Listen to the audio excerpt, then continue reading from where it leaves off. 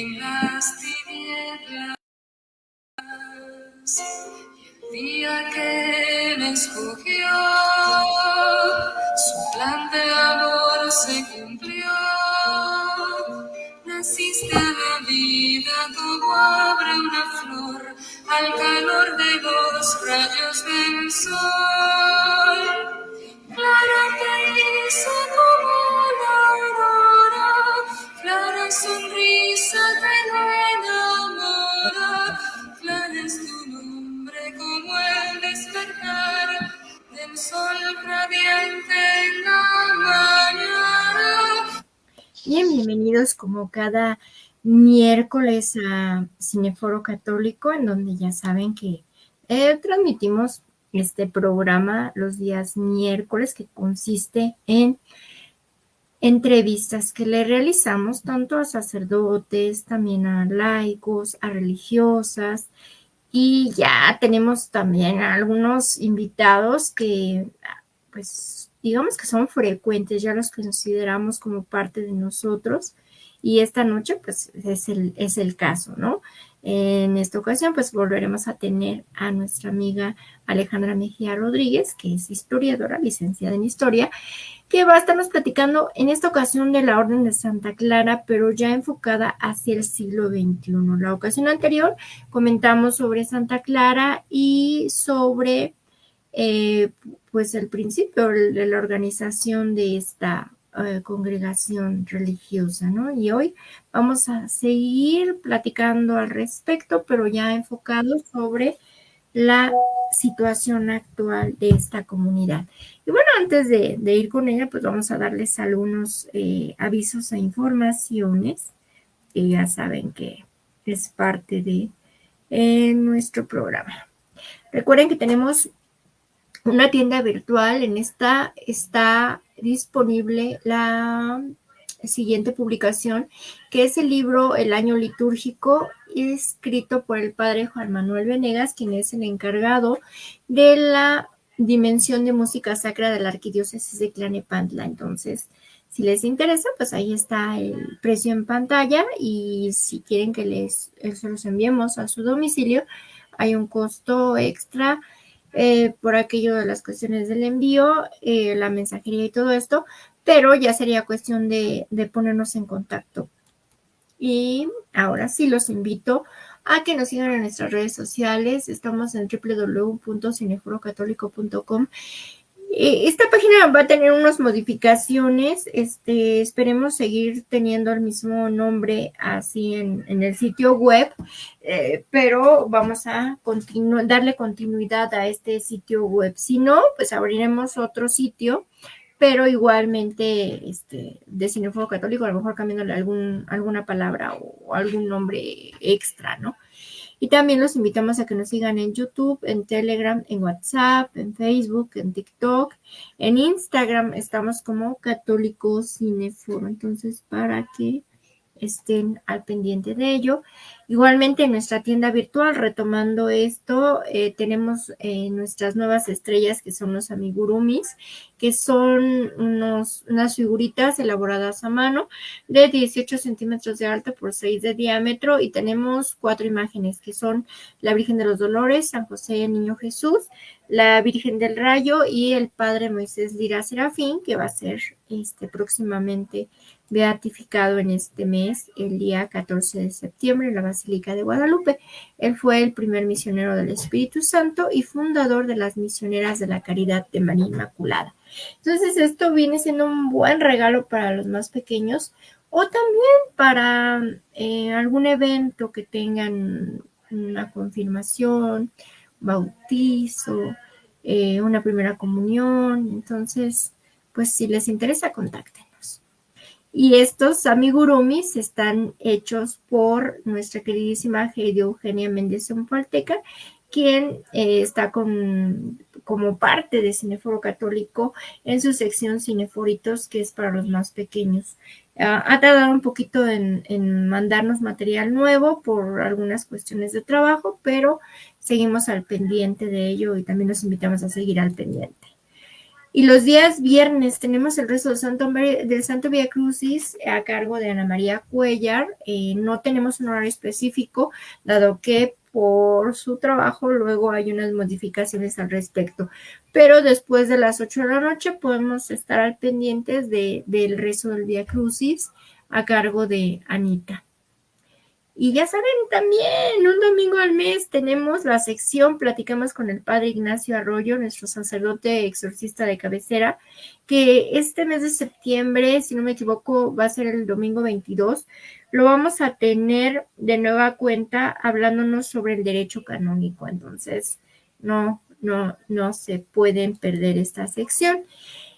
Y ya en el mes de septiembre, pues tenemos varios eventos, entre ellos el 18 de septiembre a las 8:30 de la noche, hora de México, 10:30 de la noche, hora de Miami, hora de Estados Unidos, vamos a estar platicando con el padre Josefo Semacula. Él es un sacerdote que se encarga del Ministerio de la Sanación de las Familias. Y vamos a platicar respecto de su libro, de esta situación tan controversial de las maldiciones ancestrales, y descubriremos por qué estoy diciendo controversial. Entonces, no se lo pierdan, 18 de septiembre. Este sí fue un lujazo y fue gracias a Dios que todo puso para que se llevara a cabo. Tenemos persiguiéndolo bastante tiempo, sobre todo Alejandro es el que hizo esta labor de contactarlo y contactar a su asistente, y pues bueno, esperemos que todo se lleve a cabo muy bien. Y el 25 de septiembre tendremos nuestro programa Hablemos de Cine, en esta ocasión hablando sobre la serie Hernán, y será igual a las 8:30 de la noche. Y espérenme, ahorita les voy a poner en pantalla, nada más que me sacó la aplicación, una nueva sección que tenemos, en donde también queremos incluir a nuestros invitados. Ya muchos la han visto, ya hemos tenido dos secciones de ello. Tenemos Tradiciones de Ayer y Hoy, también tenemos Y tú querías, sí, pero en esta ocasión nos toca presentarles Tradiciones de Ayer y Hoy. Son situaciones que está como para pensarlo, no solo nosotros los que estamos aquí en vivo, sino también para que ustedes desde nos están viendo, analicen esta palabra de tradiciones de ayer y hoy. Y ahora sí voy a abrirle en la pantalla a nuestra invitada Alejandra para que acerca de estas tradiciones que son de ayer y hoy. ¿Por qué? Porque, bueno, las nuevas generaciones ya lo viven de forma distinta por razones diferentes. Y vamos a hablar un domingo familiar. ¿Cómo lo viviste, Alejandra? Buenas noches, primero que nada. ¿Cómo viviste tú de niña un domingo familiar? Bueno, primero que nada, antes de contar mi experiencia, primero agradecer, ¿no? Porque sí, como bien dices, yo también ya hasta me siento parte de esta comunidad que ustedes muy acertadamente están armando. Entonces, nuevamente les agradezco mucho la confianza que tienen para mí, para que yo pueda exponer ciertos temas. Entonces, digo, es todo un gusto y un placer. Pues fíjate que cuando me planteaste esto, me vinieron, como hay unas pequeñas lucecitas de lo que, viví en esos momentos, que en realidad sí los tengo con mucho cariño, porque, bueno, al menos mis fines de semana, el sábado sí era como adelantar algunas tareas o algo así, pero el domingo creo que es el día en que más me gustaba, porque me levantaban súper tempranito y me llevaban primero a misa de niños. Me gustaba sobre todo la misa de niños cuando era mi época, porque el padre que estaba en esos momentos era muy cuidadoso con el tipo de misa que daba con los niños, ¿no? Trataba de que en la homilía, en el espacio de homilía, sí daba una pequeña explicación, o sea, que fuera más entendible para los niños, pero la cerraba con una canción. y hacía que todos los niños fueran cerca de él, ¿no? Y escucharan la canción o le ayudaran a cantar. Entonces, ese recuerdo jamás lo voy a borrar. Y posteriormente ya íbamos por algo para desayunar y pues nos reuníamos un poquito en familia viendo algo en la tele o platicando, ¿no? Algo. Entonces, fíjate que me trajiste ahorita muy buenos recuerdos de esa época porque, quieras o no, también me hace un poquito este viaje hacia la Ale chiquita y que ahorita no, yo creo que ni siquiera se hubiera imaginado que en estos momentos ahora está hablando ya también pues a nivel profesional de algo que sí tuvo un significado muy profundo en su niñez, como lo fue este acercamiento, pues, desde muy pequeña a la religión, y que en realidad no lo vi tanto como imposición, incluso a pesar de que pasé el catecismo, yo fui la que le pedí a mi mamá como seguir tomando un poco de clases porque me gustaba mucho cómo me habían enseñado el catecismo. Recuerdo con mucho cariño a las catequistas que me apoyaron en ese proceso y afortunadamente se hizo por ahí un pequeño grupo de Biblia, entonces también los fines de semana después ya iba a clases de Biblia para niños, pero ahorita fíjate que tú me hiciste traer ese recuerdo que ya no de plano no lo tenía así en el inmediato. Sí, porque ahora, bueno, pues muchas familias ya ven el catecismo como una imposición, como algo que tienen que cumplir. Ajá. Entonces ya los niños van así a veces con fastidio, como que, ay, cuántos años tiene uno que estar ahí y todo esto, ¿no? Y entonces ya se ha ido como difuminando esa belleza que uno podía haberle encontrado a que ahorita ya los papás que ya no les inculcan lo mismo a los niños, ¿no? Entonces, eso es así como que esas tradiciones de ayer y hoy. Y también antes, pues uno iba con la familia a comer o a pasear o a algún lado. Y en la actualidad, pues no, igual iban a misa y ya después toma tu celular a cada niño y se acabó. Sí, ya parece que nacen con la tecnología en la mano, ¿no? Antes que cualquier otra necesidad básica.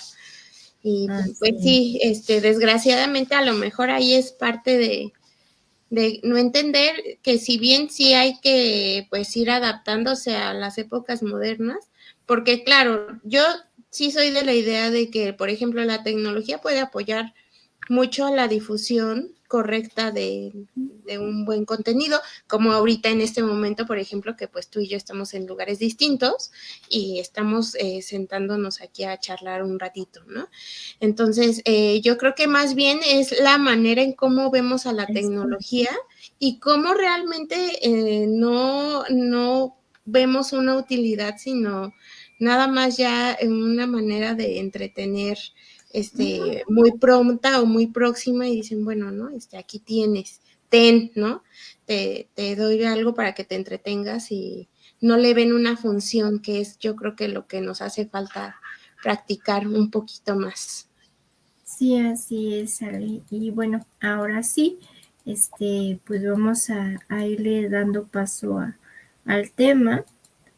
Y bueno, para la gente que apenas se está enlazando con nosotros, lo que acabamos de terminar fue una nueva sección que se llama Tradiciones de ayer y hoy, para que también ustedes desde casa pues vayan pensando qué vivían ustedes un domingo normal con su familia y qué es lo que se vive actualmente. Y ahora sí los dejo con Ale para que nos platique acerca de la Orden de Santa Clara, ahora en específico sobre el siglo XXI. Y te dejo unos instantes para que mm, platiques sobre ello. Sí, este, y fíjate que está muy padre, digo, antes de iniciar, está muy padre este ejercicio porque también nos ayuda a reflexionar hasta qué punto pues está haciendo un correcto uso de la tecnología y de cómo también está cambiando la manera de percibirnos socialmente, ¿no? Entonces, está bien que se inicie con esa reflexión, nos acerca también, nos demuestra un poco lo humanos que podemos ser. Entonces, no podría estar más de acuerdo que se iniciara con esa dinámica que me pareció sumamente acertada y que me va a dejar con un poco de nostalgia, pero creo que está súper bien que pasara. Y bueno, antes, digo, en lo que carga un poquito la presentación, voy a retomar, digo, o sea, yo sé que va a ser imposible que nos acordemos de lo que platiqué un poquito hace ya semanas atrás, pero me parece nada más importante como a modo de introducción mencionar que pues la orden en realidad, pues sí, a veces no desconocemos un poquito cuáles son las directrices o incluso quién está detrás de toda esta, de toda esta idea de orden, ¿no? O quién nos realmente nos está detrás de la conformación de algo más complejo. Entonces, hay un segundito que no sé por qué no me carga. Bueno, por aquí vamos. Y ya nada más le doy presentar. Espero. Creo que por ahí ya se ve. Bueno, como mencionaba, tiene una tradición medieval, que es más bien a lo que yo me dedico, a revisarla desde sus orígenes y cuáles fueron realmente las directrices que se fueron conformando en esa época. Sin embargo, pues es una de las órdenes que también tiene mayor visibilidad, no solo en Europa, sino también aquí en América Latina. Y bueno, más adelante voy a comentar un poquito al respecto, ¿no? Porque parecería un poquito raro, pero sí tenemos cierta presencia aquí a nivel continental y bueno, claro, en casi todo el orbe, ¿no? Entonces, bueno, esta imagen me encantó ponerla aquí porque fue de una visita que tuvieron las hermanas Clarisas de la Federación de Nuestra Señora de los Ángeles, que está aquí en el centro de México, por parte del ministro general. Entonces, con motivo de los 500 años de la llegada de los franciscanos a América Latina. Entonces, bueno, me pareció significativa porque en realidad vemos que también con la llegada de los franciscanos a la Nueva España, pues también estaba como proyecto que las Clarisas arribaran en algún momento. Y pues bueno, ellas en realidad fueron las primeras como orden femenina en pisar tierras de América Latina. Y ok, puse aquí como una especie de índice o contenido con el cual me voy a ir guiando. Vamos a ver primero la división de la orden franciscana en general, que me parece pertinente recuperar, ¿no? Dónde entran las clarisas, dónde las podemos ubicar, cómo se coge, en dónde, ¿no? Que es algo elemental para entenderlas. Luego vamos a hablar propiamente un poquito de ellas, recuperando esta idea de formación de la orden. Y luego vamos a hablar un poquito ya más de ellas, cómo fue su marcha por una vez que se instaura la regla y posteriormente cómo llegaron aquí a América y lo que son actualmente o cuál es el proceso que ellas llevan para ser una clarisa, ¿no? Como tal.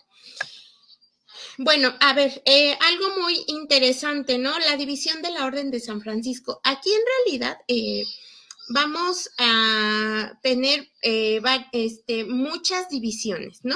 Pero las principales son las que tengo aquí. La primera orden, bueno, se divide en tres. La primera orden es la de los frailes menores, pero vamos a tener tres ramas principales. Quiero aclarar que en realidad de aquí pueden haber más divisiones, pero de estas tres ramas son con las cuales podemos ver las otras ramificaciones, que van a ser los hermanos menores, que son los que fueron de la mano de San Francisco. Luego vamos a tener a los hermanos menores conventuales, que ellos surgen más o menos a partir del siglo XIV, después de la controversia por la pobreza evangélica, que eso también es un tema sumamente amplio y que de hecho hasta el día de hoy tiene todavía por ahí algunos remanentes. Y bueno, vamos a tener a los hermanos capuchinos también, ¿no? Ellos más o menos aparecen en el siglo sí, finales del 14, principios del 15. Entonces, en realidad, de estas tres núcleos principales es que se surgen en algún momento otras ramas que ya son un poquito más modernas. Con modernas me voy a referir a siglo XIX, siglo XX. Luego vamos a tener la segunda orden, que es la de las hermanas clarisas. Vamos a tener la primera división, que es la de las hermanas pobres. Aquí de esto ya había hablado en la charla anterior un poquito. A ellas no se les conoce inicialmente como clarisas, sino que el nombre con el que se les conoce van a ser como damas pobres o damianitas, por el protomonasterio que se les adaptó a ellas de San Damián, y bueno, adquieren este nombre, ¿no? Entonces, a nivel como institucional o parte de su concepción de estructura, conservan este nombre de hermanas pobres. Luego vamos a tener a las clarisas capuchinas. Digo, ahorita voy a ir hablando también un poquito de esta división porque pues nos interesa acercarnos más a la rama femenil. Y luego vamos a tener también a las clarisas descalzas o coletinas. Tanto las capuchinas como las coletinas más o menos aparecen casi pues no muy cercano, pero ahí se van echando carreritas, ¿no? Una es fundada por una hermana francesa y la otra es fundada por españolas. Y luego las otras dos ramificaciones que son al final las hermanas franciscanas de la Inmaculada y las clarisas adoradoras son un poco más modernas, ya las vamos a tener en siglo XX, pero no dejan de ser un núcleo importante, ¿no? Incluso en el mismo hábito se ve un cambio. Las hermanas franciscanas de la Inmaculada, su hábito es azul, no es café, como podrían ser las otras tres que bueno, fueron sus predecesoras. Y las adoradoras también cambia un poquito el hábito, pero en realidad mantienen la línea sobre la regla de Clara, que es como su base. Y bueno, tenemos a la tercera orden de San Francisco, que es el ramo civil, y es donde, por ejemplo, yo pertenezco, y pues cualquier persona que esté interesada puede ingresar a la orden. Esta pintura es que les traje como aquí al ladito. Me gustó sobre todo ponerla porque da de mostrar mucho, ¿no? Tenemos a San Francisco en medio y tenemos que les está otorgando a los frailes menores y a las clarisas, pues cada quien sus reglas, ¿no? Esta pintura es del siglo XV, está en Nápoles, pero me parece que ejemplifica mucho esta división. Digo, bueno, claro, faltaron los terciarios ahí, pero bueno, gráficamente nos da una idea de cómo es que la misma orden concibe esta división de estructura. Ahora, me voy a regresar nada más un poquito como para refrescar la memoria, pues, de dónde surge, ¿no? De dónde nace la Orden de Santa Clara. Y bueno, aquí les puse como una mini línea del tiempo, ¿no? Va a conocer a Francisco cerca de 1210, cuando él tenía 27, 28 años. Clara era lo que podríamos llamar ahorita una adolescente. Para el momento en el que ella vive, pues no era una adolescente, más bien ya era una mujer, con toda con todo lo que eso conllevaba, es decir, ya podía casarse, ¿no?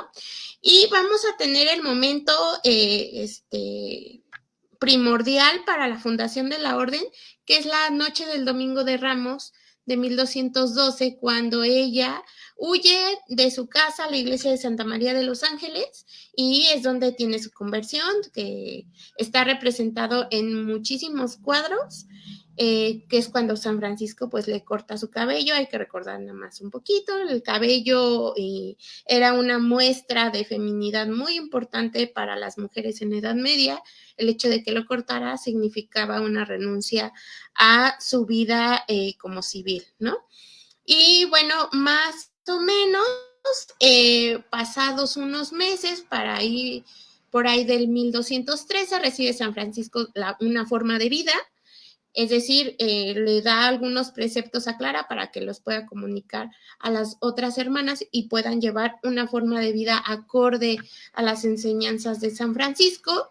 Y como que ahí vemos que Clara empieza a ver que pues no hay tanta seriedad en cuanto al ramo femenil, y se empieza un proceso largo, es un proceso largo el que ella emprende para realmente formalizar o institucionalizar más bien la orden o la regla, que ella es la que la escribe de puño y letra.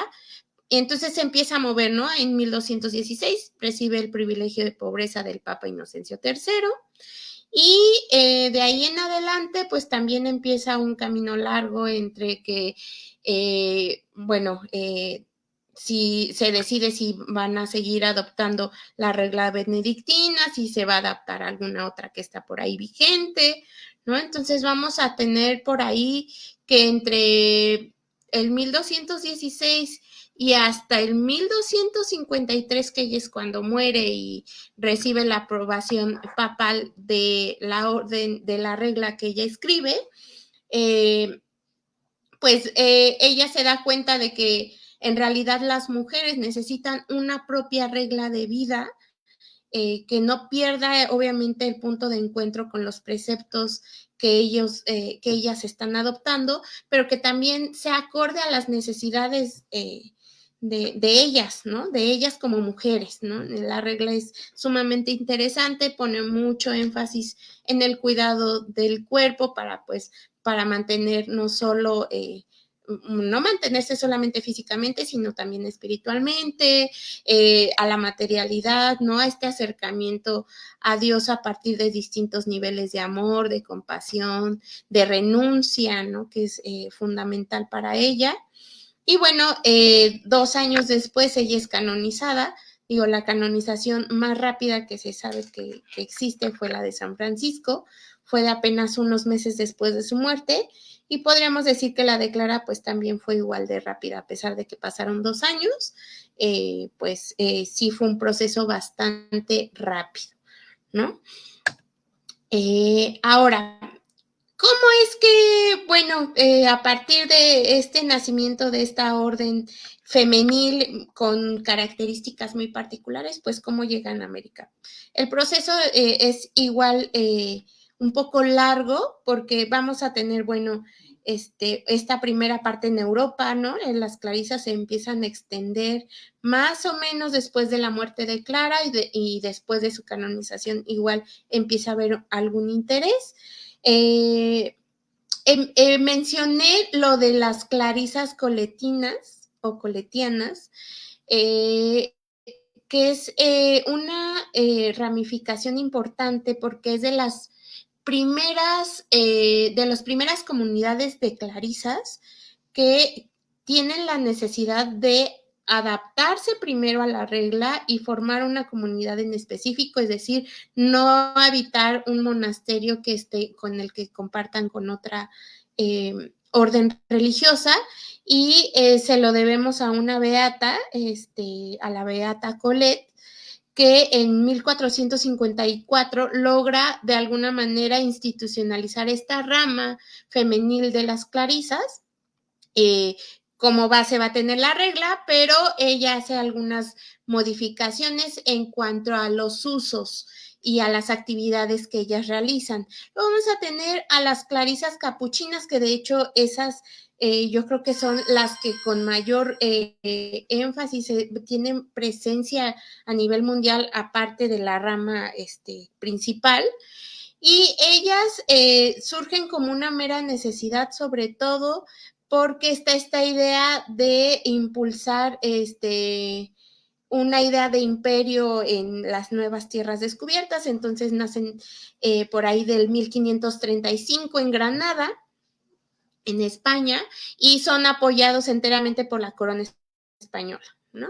Y de hecho, esta rama de capuchinas y parte del núcleo central son las que llegan aquí a América. Bueno, primero vamos a tener la llegada de los franciscanos, que hay que recordar que este año se cumplieron los 500 años. Luego en 1532 llegan a Perú, que Perú era otro de los países con mayor concentración de órdenes religiosas.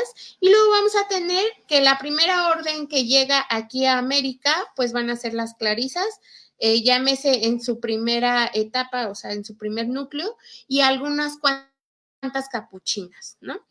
A México llegan en 1560, o sea, en el siglo XVI, y a Perú llegan hasta el siglo XVII, ahí sí tardan un poquito más. La idea de traerlas aquí al centro, al virreinato, era que justamente algunas doncellas o algunas hijas de nobles pudieran entrar a la orden con la idea de, pues, obviamente, evangelizar también a las nobles indígenas, ¿no? Entonces, no, o sea, si vemos si es un lapso de tiempo muy largo entre que llegaron primero los franciscanos y luego las clarisas, porque en realidad iban poquito a poquito, ¿no? Lo primero era afianzar esta idea de evangelización en casi todo el territorio descubierto, y posteriormente pues ya ir metiendo un poco más de hechura, ¿no? Por ahí religiosa. Y bueno, es sorprendente, ¿no? Pero es hasta siglo XIX, para ahí me faltó consignar un número romano. Llegan a Estados Unidos a partir de estas misiones que se empiezan a dar no solo por parte de los franciscanos, sino por parte de los jesuitas, pero es hasta siglo XIX que llegan a la parte norte de América. Y entre el siglo XVII, XVIII, después de que llegan a Perú, pues empiezan a moverse en otros países latinoamericanos. Y bueno, ya para siglo XX, o sea, ya un siglo anterior al que estamos viviendo actualmente, ya había más o menos 39 monasterios de clarisas en toda América. Digo, ahorita vamos a hablar de números más adelante, pero esto nos da un panorama sumamente amplio, ¿no? Obviamente tuvo mayor peso la llegada de los franciscanos, o sea, de la primera orden, con esta idea de incursionar a esta orden que desde un inicio tuvo una mayor facilidad de adaptarse a cualquier medio en el que estuviera expuesto, y no importando la ramificación, que eso es importante de aclarar, ¿no? Esta idea de evangelizar en donde fuera, pues viene de San Francisco, y pues se respetó en todas las ramificaciones, ¿no?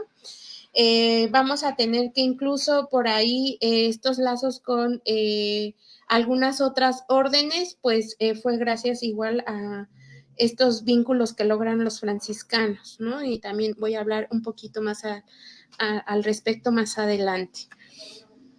Ahora bien, traje también algunos datos como para irnos familiarizando con las clarisas ya del siglo XXI, ¿no?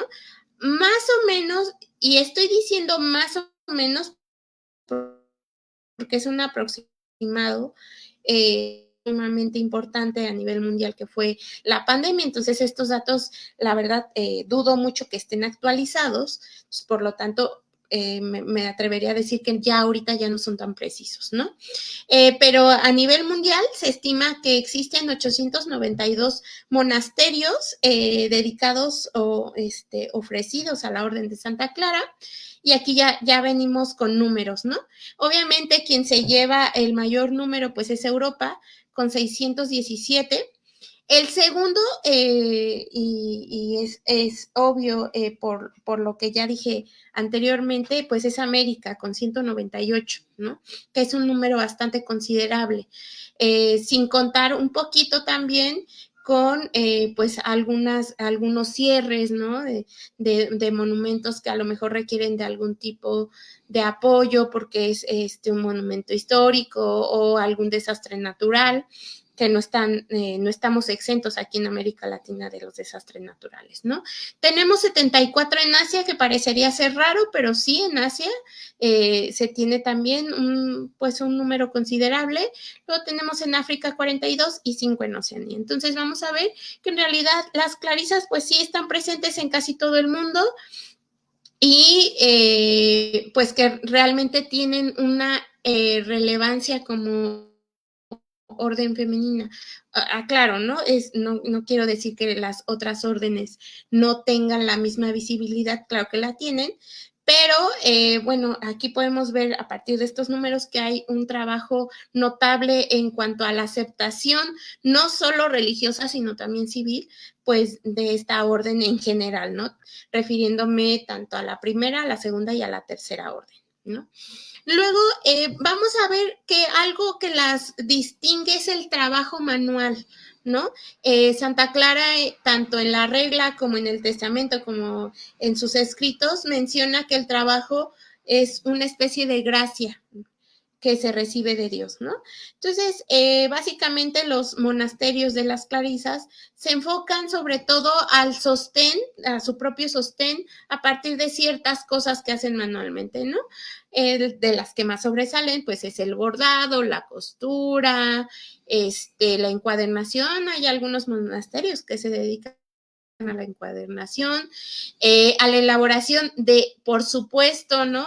Comida que yo creo que ahí, digo, quienes tengan la fortuna de probar algo hecho por las hermanas, pues no me van a dejar mentir, tanto rompope como las galletas, bueno, son unas maestras en hacerlo.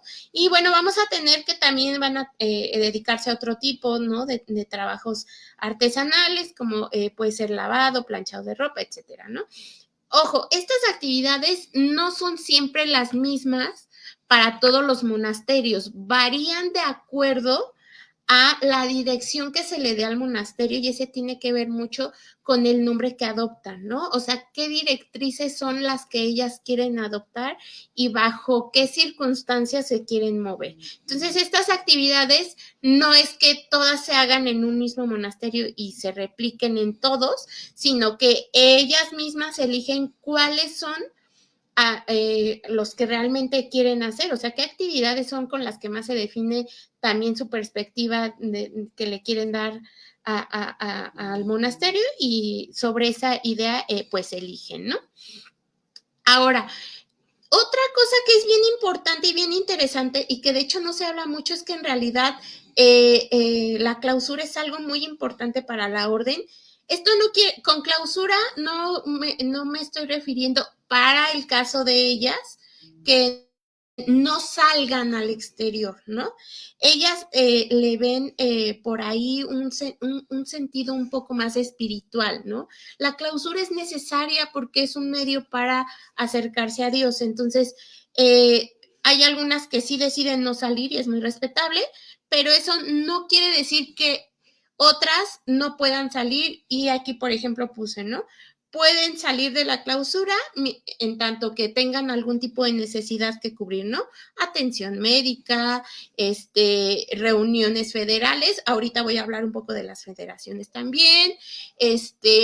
algún curso. Hay algunas hermanas que sí que son universitarias, que han recibido educación, ¿no? Hay algunas que tienen monasterio con hospital, entonces se les permite salir porque son enfermeras o porque son cuidadoras de enfermos durante varios turnos. Entonces, en realidad, la clausura no lo vamos a ver como esta renuncia al exterior, sino es más bien un ejercicio espiritual que ellas han adoptado a lo largo del tiempo y que en realidad se les permite realizar cualquier tipo de actividad. Ojo, siempre y cuando se les dé la autorización. El sentido de comunidad también es algo elemental, o sea, si no podemos entender a las clarisas, yo creo que de cualquier época, sin entender que ellas tal cual son una unidad completa, ¿no? No se hace nada sin la aprobación o el rechazo de la misma comunidad, que eso igual ahorita voy a hablar un poquito con mayor profundidad, pero es algo que las define y que sí, las difiere de las otras órdenes un poquito, ¿no? No digo que las otras no la tengan, pero para ellas es elemental estos tres principales características. El trabajo manual, la clausura, no como una renuncia a la realidad, sino como un ejercicio espiritual, y el sentido de comunidad que tienen entre ellas. Ahora, le puse a esta parte las hermanas venideras y futuras. Va a sonar redundante, pero en realidad tiene un sentido un poquito más profundo para Clara. Esta idea viene de un ensayo que hizo una hermana, Clarisa, y que me encantó, y que ella misma recupera esta idea justamente de la regla, ¿no? La regla la hace Clara con la idea de que en algún punto se tenga la ilusión de que más personas se integren a la comunidad, ¿no? Entonces, esta hermana recupera muy acertadamente esta frase, porque en realidad la intención de Clara de institucionalizar la orden, pues era realmente que se consolidara y pues realmente lo logró en algún punto. Pero ¿cómo funciona? Que yo creo que esa es una de las grandes preguntas o incógnitas que luego nos hacemos, ¿no? De cómo funcionan ellas internamente. Es elemental que lo sepamos, y es un proceso largo. Y hablo de procesos porque en realidad es también una asimilación, ¿no? Una renuncia, como ya había mencionado, de una vida que tú conocías a una vida que estás por conocer, que es igual otro fundamento principal dentro de la regla. Y entonces, ¿cómo funciona este proceso de formación?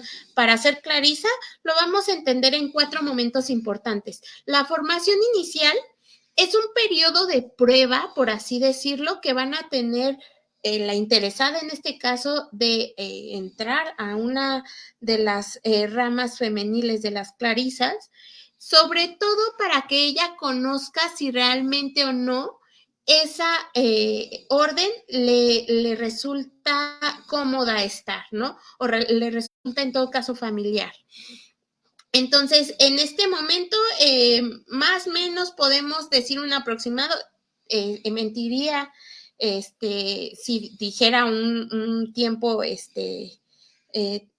muy marcado, depende de cada rama, pero más o menos es de 1 año o año y medio, si no es que hasta 2, ¿no? Donde ellas tienen la oportunidad de conocer la orden, de conocer pues un poco su espiritualidad, de entender a lo mejor si realmente les gusta o no esa vida.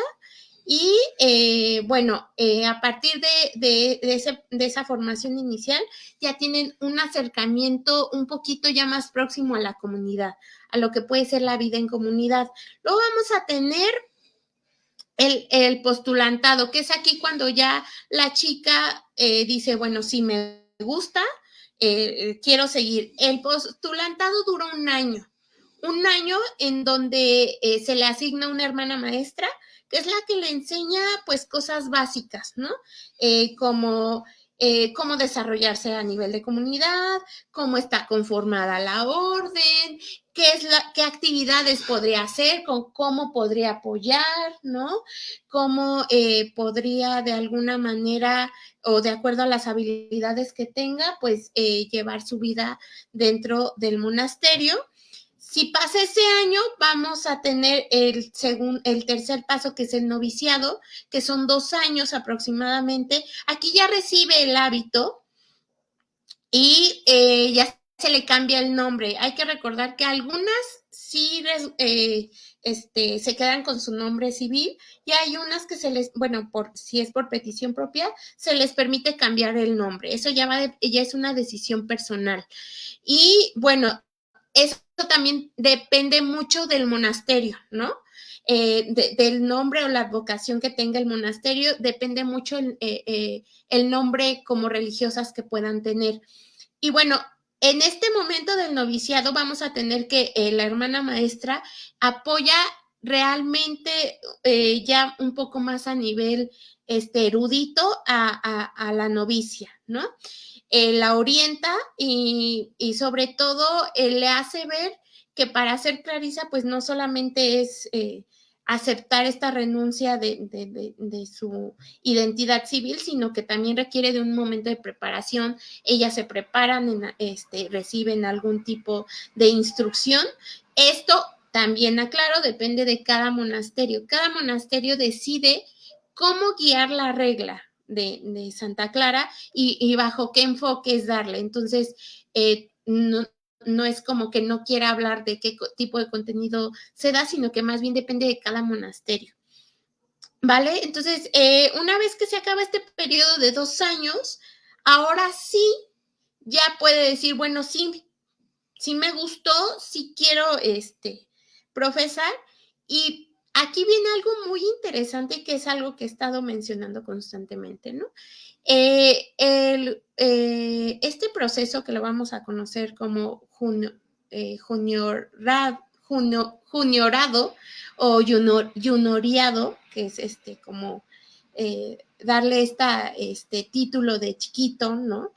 Es un momento en donde la misma comunidad también decide si es propicio que la novicia sí profese o no. Ya había mencionado, el sentido de comunidad para ellas es elemental, es fundamental, ¿no? Entonces, no solo es que la chica decida entrar, sino que también debe de recibir la aprobación de la propia comunidad, ¿no? Para que esto se logre, tienen que pasar 3 años. Es decir, si vemos ya el proceso, sí tardan, sí es de años, ¿no? Pero esta última parte yo creo que es la más importante para ellas, ¿no? Para quien esté de novicia y diga, bueno, sí quiero entrar, ¿no? Porque es el momento en donde ya realmente ve cómo es este sentido de comunidad que está muy presente en la regla de Santa Clara, y cómo es que se puede llevar a la vida diaria o cotidiana, cómo es que nosotros podemos de alguna manera identificar en una hermana los preceptos de Clara, que para ella fue elemental plasmar en la regla. Digo, menciono mucho la regla porque claro, para ellas es fundamental, ¿no? Es su guía, es la manera en cómo ellas van a entender al mundo y cómo también se pueden relacionar con el mundo. Entonces, esta última parte es la más importante, y ya es cuando inicialmente se le dan los votos temporales, y 3 años después, una vez que la misma comunidad las acepta, ya pueden tomar la profesión perpetua, ¿no? O sea, ya pueden tomar sus votos perpetuos. Ahora, aquí digo, va a variar también dependiendo de la ramificación en la que se encuentren, pero vamos a tener el hábito, que es pues su distintivo mayor. Aquí esta imagen que traje es más bien del hábito de las capuchinas, en una de sus tantas ramificaciones, que son las capuchinas sacramentales, que uno de sus preceptos es rendir honor al Santísimo Sacramento, ¿no? O adorarlo. Pero vamos a ver que algunas cosas sí se mantienen para casi todas, que en todo caso pues va a ser el hábito, ¿no? La crustau y el cordón, ¿no? Con los 3 nuditos. Eso sí se va a mantener para cualquiera de las ramificaciones de las clarisas, pero como podemos ver también en la imagen, sí hay cosas distintivas para distinguir las ramificaciones. En este caso, las capuchinas, y digo las capuchinas en general, decidieron que su rasgo distintivo va a ser la capa, ¿no? Y que como bien lo dice aquí esta infografía que traje aquí, es más bien una representación del color de la Eucaristía, ¿no? Que es lo que las define de alguna manera. Y vamos a tener otros elementos que son igual de importantes, que van a ser un anillo. Este anillo va a cambiar dependiendo de la orden. Incluso hay algunas que deciden no llevarlo, ¿no? Eso ya depende de cada ramificación. Vamos a tener, donde vamos a tener el crucero de San Francisco, que es este símbolo muy famoso en donde está pues la mano de San Francisco y la mano de Dios. Y bueno, el velo o la toca, ¿no? Que es este símbolo de renuncia a la vida mundana y que pues se cubren el cabello, ¿no? Entonces, hay elementos que se mantienen, repito, van a haber variaciones. En este caso, por ejemplo, las capuchinas pues van a tener esta capita blanca, pero en general se mantienen algunos rasgos. Y bueno, aquí les traje digo, antes de escucharlo, hace no mucho, digo, ya mencioné al inicio, yo soy terciaria, y tuvimos la oportunidad de reunirnos en Casa Franciscana, que Casa Franciscana queda en Tlalpan, y afortunadamente se reunieron las tres órdenes hace 2 domingos atrás, y tuvimos la oportunidad de ir. Y bueno, esta canción que voy a poner, que la intérprete es Sor Amparo, ella pertenece al protomonasterio que está aquí cerquita en Basílica de Guadalupe, pero es una canción que yo creo que ejemplifica mucho la vida de las clarisas, ¿no? Este acercamiento que ellas tienen con la religiosidad y cómo ellas lo entienden. Y de alguna manera yo creo que Sor Amparo, muy acertadamente, que tiene una conexión bellísima con la música, logra de alguna manera que los demás lo comprendan.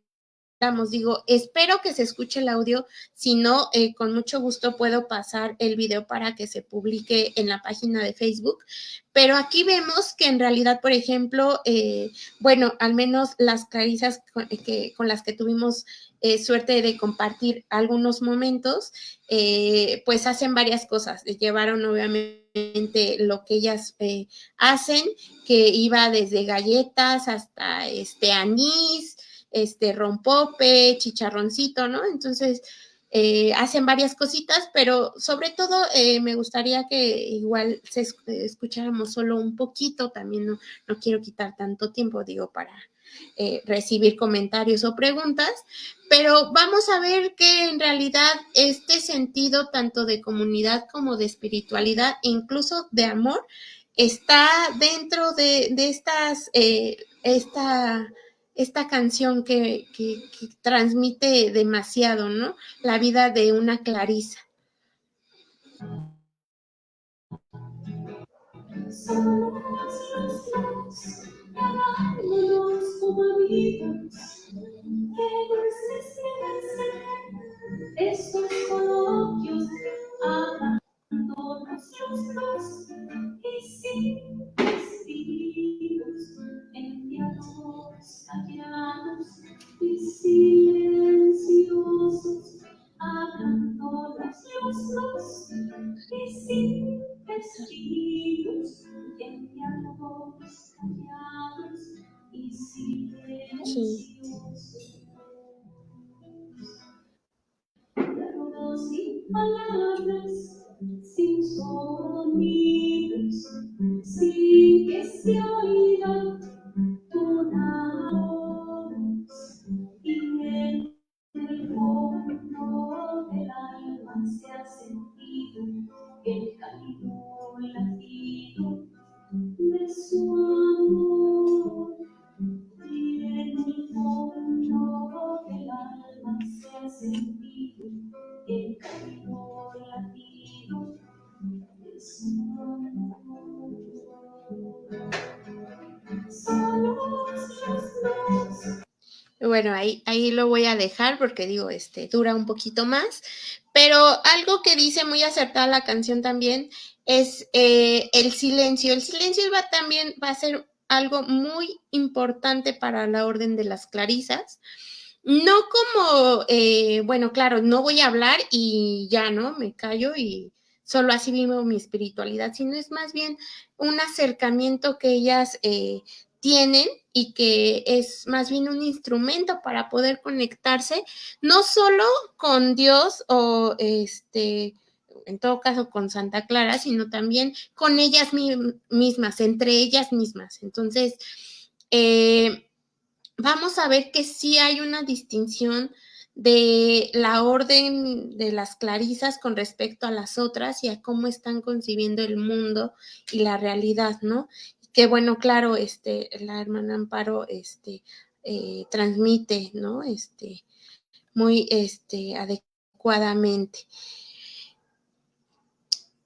Ya a modo de cierre, digo, podemos ver, digo, puse aquí lo de las comparaciones porque vamos sí, a tener mucha distinción entre lo que primigeniamente fue la Orden de las Clarisas y en lo que hacen actualmente, ¿no? Ya mencioné algunos datos, ellas actualmente se dedican sobre todo a los trabajos manuales para sostenerse, tienen permitido estudiar, eso no es discusión alguna, pero yo creo que parte de la esencia de lo que hizo Clara inicialmente se mantiene, ¿no? Se mantiene en el silencio, se mantiene en el sentido de comunidad, en el cuidado que se tiene con este acercamiento religioso y también en la manera en cómo podemos tener contacto con ellas, ¿no?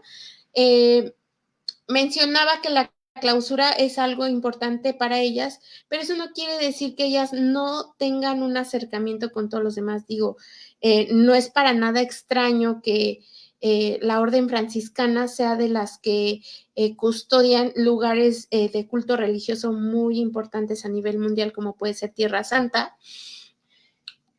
Porque en realidad son de las órdenes que se acoplan muy bien a las condiciones en las cuales se encuentren, ¿no? Y esto también tiene que ver muchísimo con las clarisas, ¿no? A pesar de tener esta idea de renuncia a una realidad o de estar tan presentes como los franciscanos, pero de alguna o de otra manera ellas tratan de demostrar con la vida que han tomado la relevancia que tiene este tipo de acercamiento que ellas están profesando, ¿no? Y ya a modo de cierre, ¿no? Esta frase yo creo que la rescaté de la regla de Santa Clara y me parece sumamente importante para lo que he estado tratando de dejar en claro durante la exposición, que es entre ellas la unidad del amor mutuo, que es el vínculo de la perfección, ¿no? Para Santa Clara, la única manera de llegar a compartir un tipo de religiosidad, pues era a partir del sentido de comunidad o de unidad de amor, ¿no? Que ella misma forjó con las hermanas con las que tuvo esta idea de orden y que posteriormente pues se fue consolidando, ¿no? Entonces, bueno, ya dejo de compartir y pues si tienen comentarios, dudas, preguntas, pues estoy aquí dispuesta para aclararlo.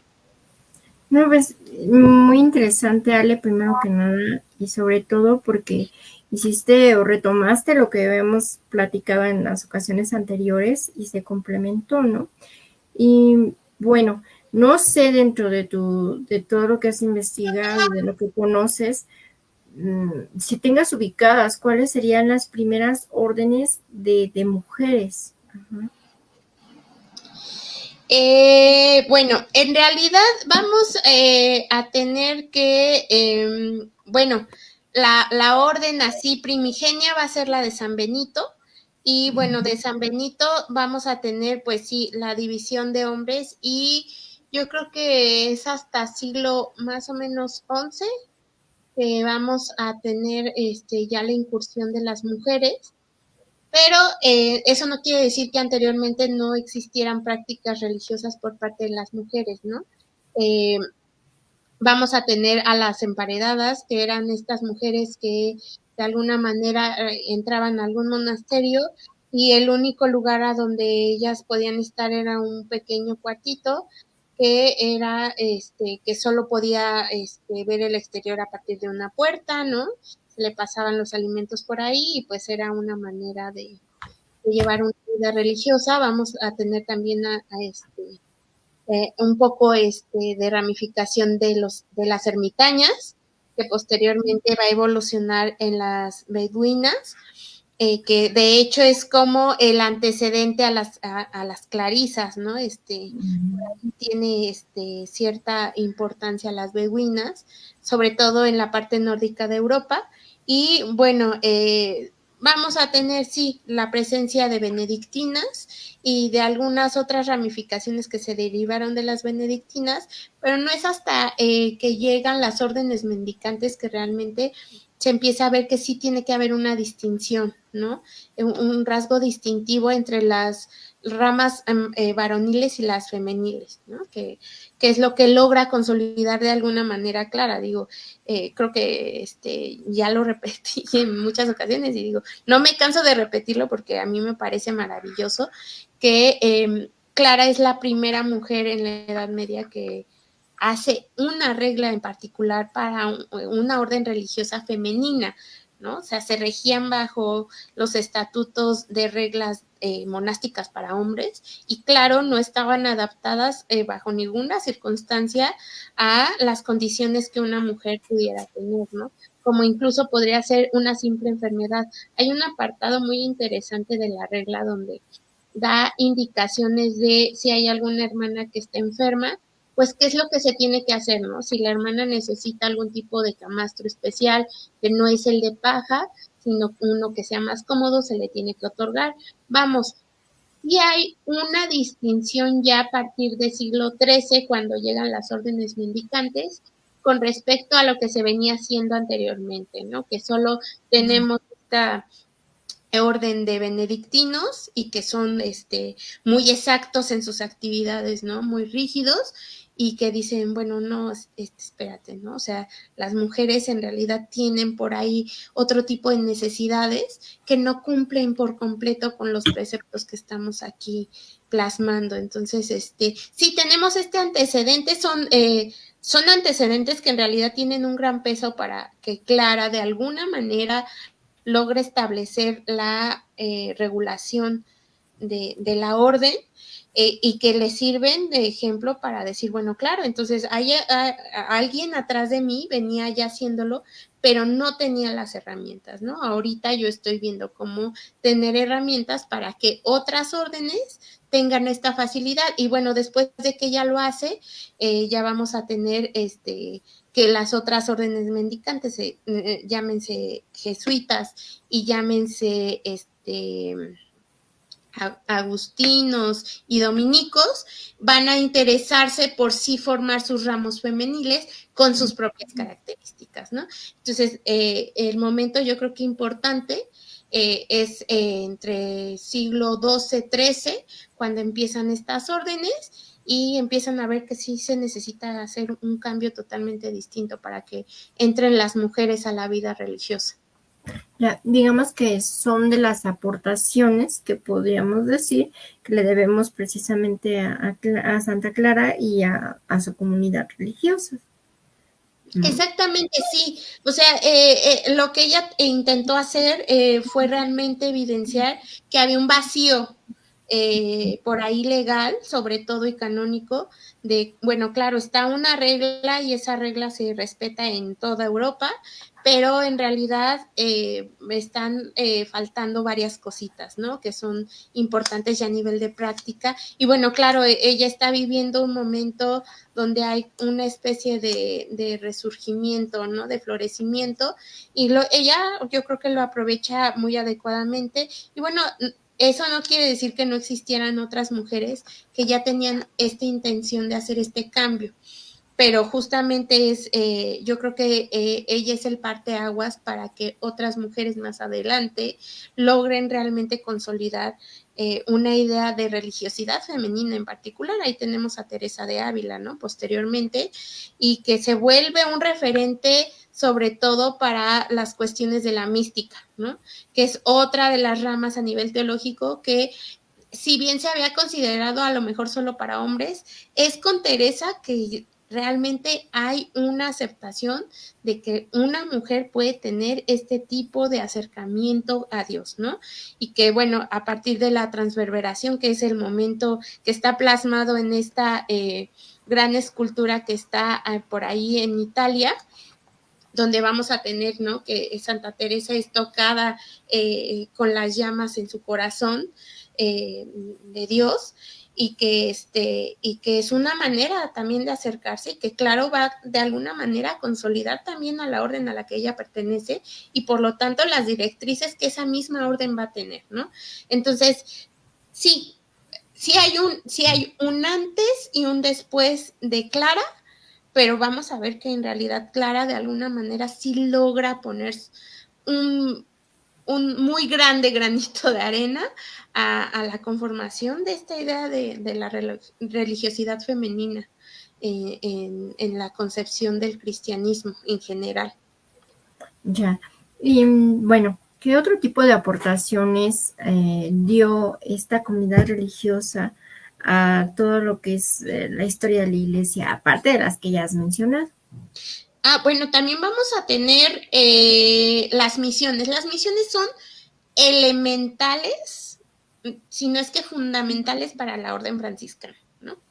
Sobre todo porque esta idea pues viene obviamente de Francisco, ¿no? Francisco tuvo la oportunidad, si bien no de viajar tanto, porque pues se enferma a muy temprana edad, ¿no? Pero sí logra ir a Medio Oriente, ¿no? A tener un acercamiento con Oriente, que pues es un lugar donde hacía mucha falta, pero una particularidad que de hecho también fue de lo que exalté mucho durante mi exposición, es que ellos tienden a adaptarse muy bien al medio, ¿no? No logran imponerse, sino más bien entienden en dónde están y sobre de eso trabajan. Es por eso que yo creo que los franciscanos logran también consolidarse en la evangelización aquí en América, ¿no? Les importa un poco más conocer a los medios a los cuales se están enfrentando y no llegar a imponer como pueden ser un poquito los dominicos o los jesuitas, ¿no?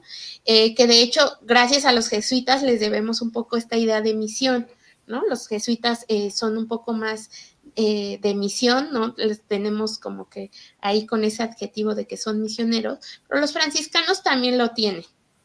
Entonces, básicamente esta idea de misión sí está muy presente por parte no solo de la primera, sino también de la segunda orden, a pesar de estar en clausura, las hermanas pues también tienen esta idea de misión. Vamos a tener también otra de las aportaciones y que yo creo que últimamente se ha visto con mayor frecuencia, es el apoyo a algunos tipos de problemas sociales, como puede ser a lo mejor el apoyo a algún hospital, ¿no? El apoyo a algún orfanato o el apoyo a algún tipo de centro donde se tenga alguna comunidad con necesidades especiales, llámese ancianos o discapacitados, ¿no?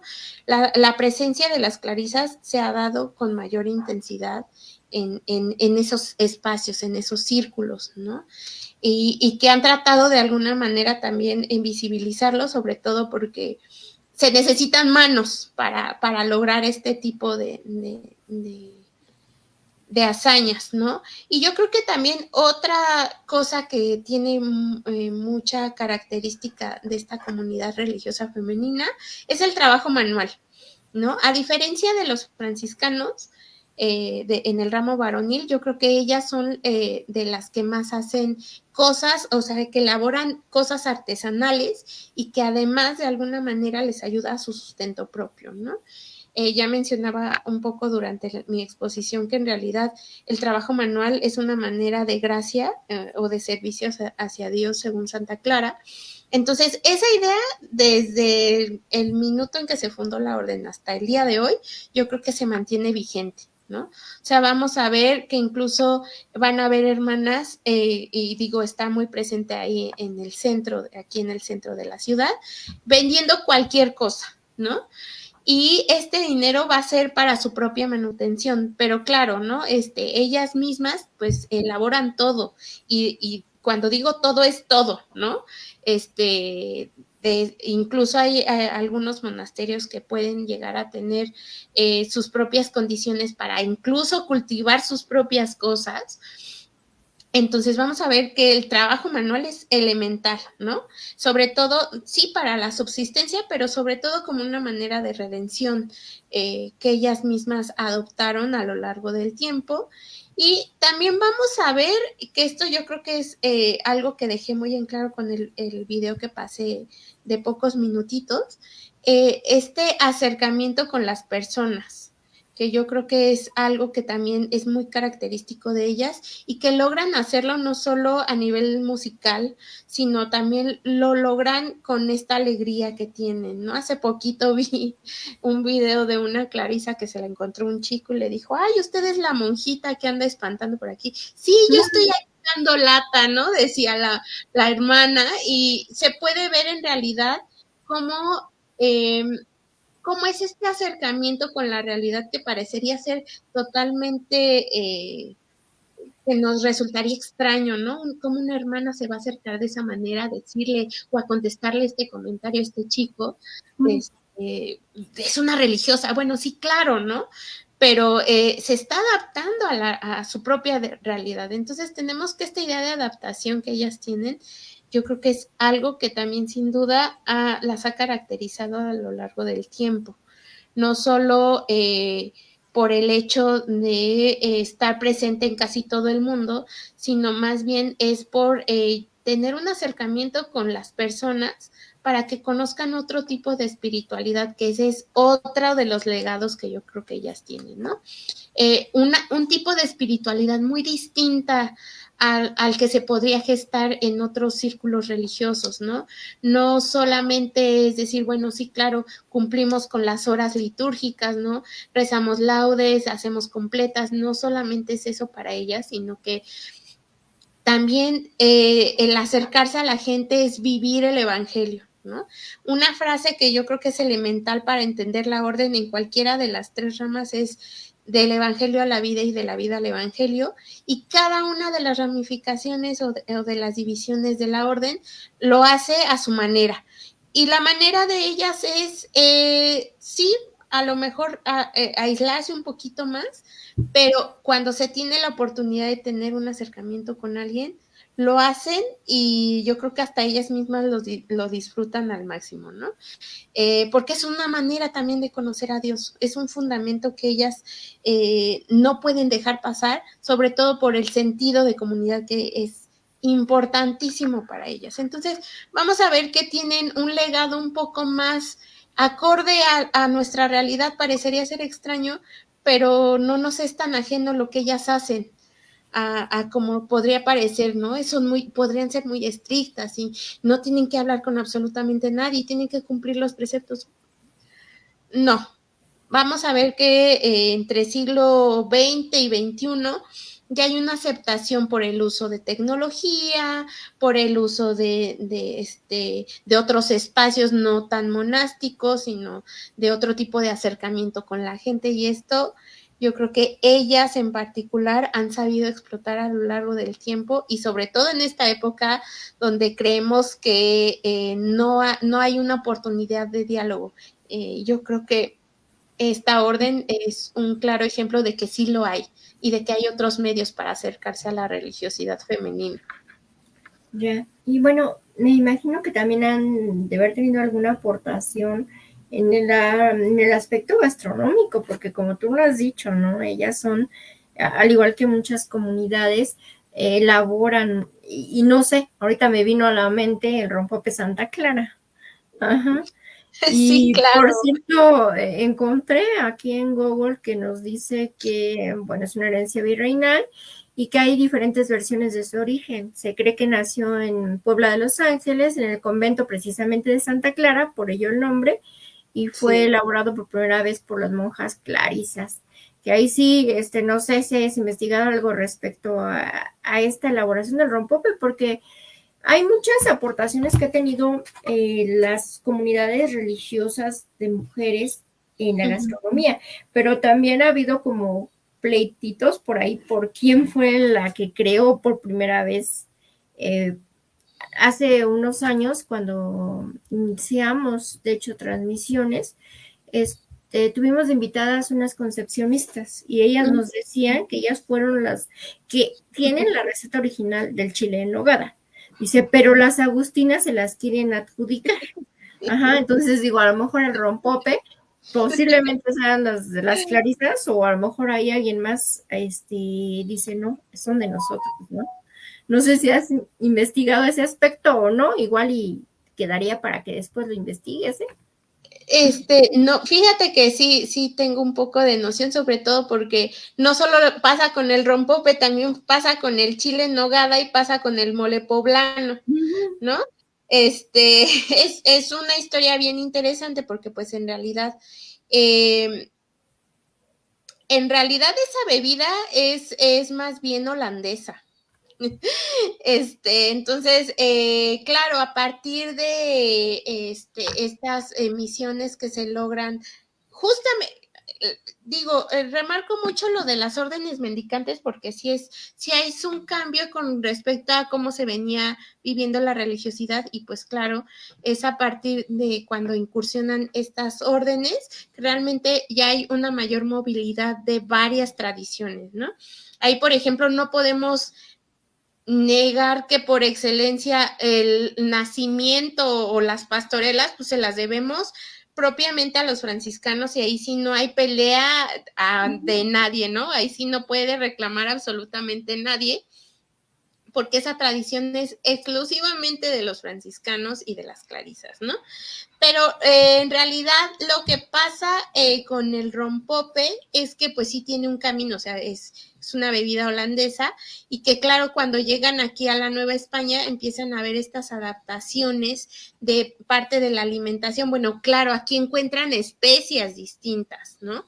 Aquí ya se empieza a encontrar un poquito más de sabor y más bien yo sí le doy mi voto a la hermana capuchina, porque en realidad sí son las capuchinas las que logran consolidar la receta del rompope, sobre todo por el uso de las especias, ¿no?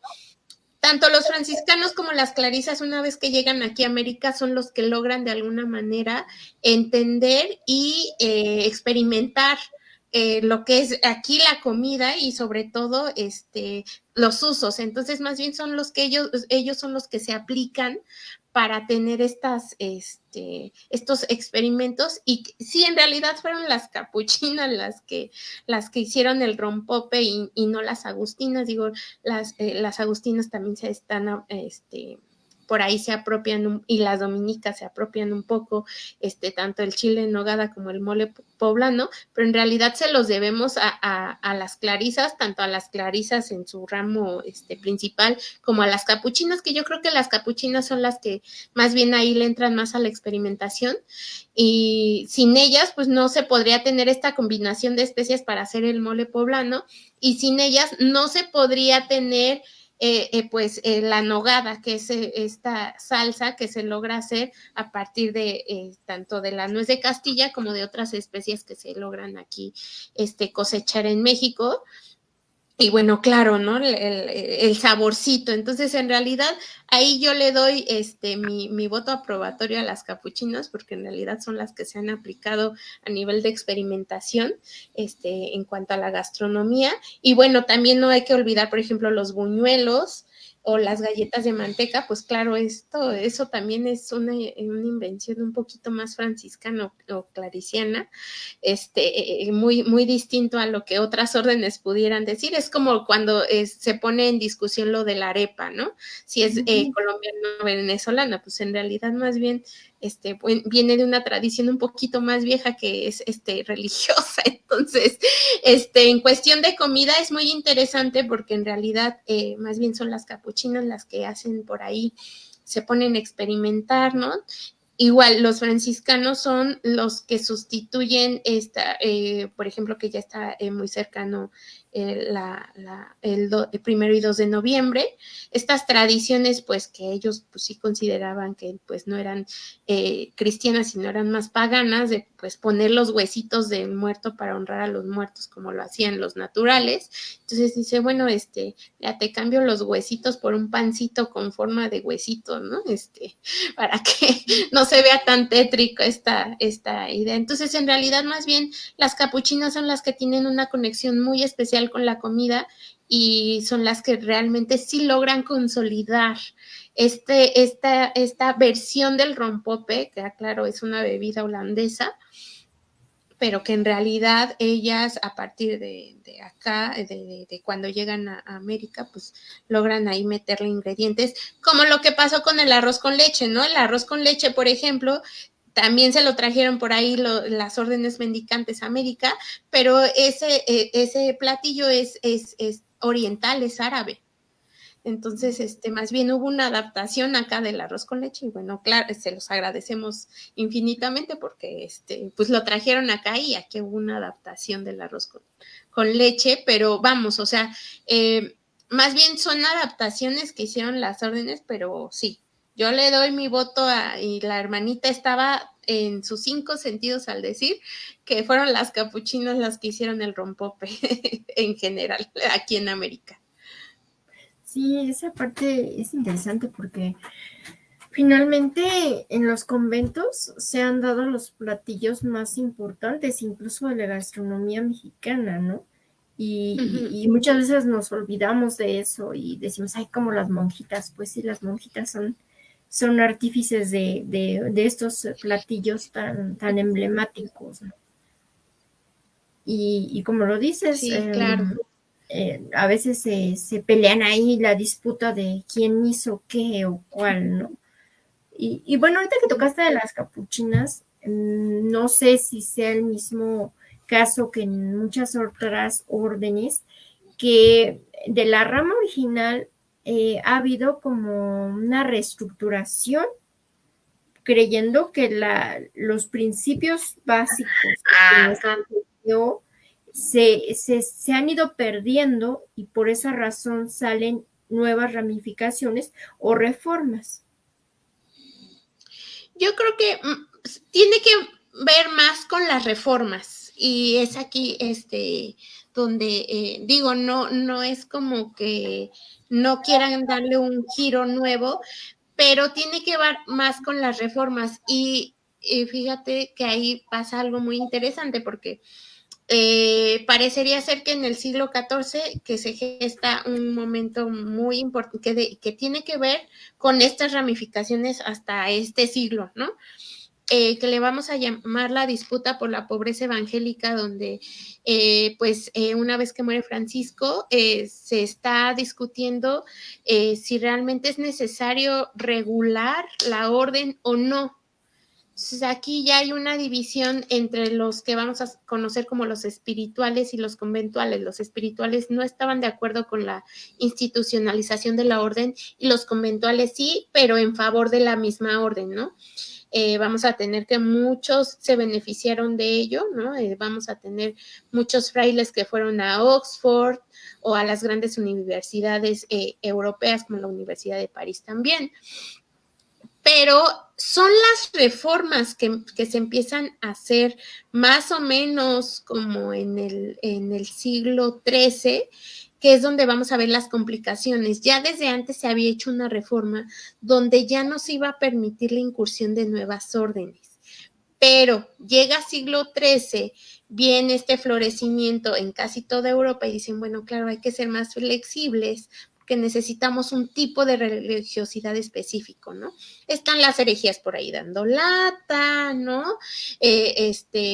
Pues están ahí llegando los moros, los judíos a España, entonces, claro, necesitan apoyo, porque los benedictinos pues solo están dentro de los monasterios, ¿no? No pueden salir. Entonces necesitan otro tipo de religiosos ahí, es cuando les conviene pues darles chance de meter las reformas, pero es aquí donde entramos también en peleas, porque justamente, ¿no? Específicamente los franciscanos pues tienen esta idea de, bueno, unos no quieren, otros sí quieren, y eso no les es tan ajeno tampoco a las clarisas, ¿no? Vamos a tener igual ahí una división tajante entre las conventuales y las urbanistas, que le deben el nombre a un papa, a Urbano VI me parece, y creo que sí me estoy equivocando por ahí, pero era un urbano, de ahí viene el nombre de urbanistas, que es esta primera pelea donde tienen, dicen, bueno, claro, ¿no? Es que no compaginamos en cuanto a la reforma que le quieres dar a la regla, no nos parece, y es aquí donde entra, por ejemplo, la Beata Colette, que era la que mencionaba, que es la primera que dice, bueno, claro, está esta reforma que no está funcionando, pero yo puedo ver por ahí una que otra cláusula que puedo adaptar. Esta idea de adaptación es la que genera las ramificaciones de las clarisas y en general de casi todas las órdenes religiosas, ¿no? Es decir, tienen de fundamento la regla de Santa Clara, pero estas variaciones las van a tomar en función tanto del lugar en donde están dispuestas como de las necesidades que ellas vean que es necesario cubrir. Entonces, vamos a tener primero a estas ramas de las coletianas que van a ser hermanas descalzas. Aquí ya vamos a tener la aparición de las descalzas, por ejemplo, que más adelante se van a ir a compaginar con otra orden que van a ser los carmelitas y van a fusionar la orden franciscana y la orden de los carmelitas y van a nacer los carmelitas descalzos, porque hay una fusión por ahí de preceptos que tienen que ver con las órdenes, ¿no? Y tienen tanto rama femenil como varonil. Y posteriormente dicen, bueno, claro, ¿no? Están las coletianas por ahí en Francia, se extendieron por ahí en los países nórdicos, pero como que falta por ahí como un poco de sustancia. Entonces, esta idea de adaptarse al medio en el que están es lo que les lleva de alguna manera a pedir estas reformas.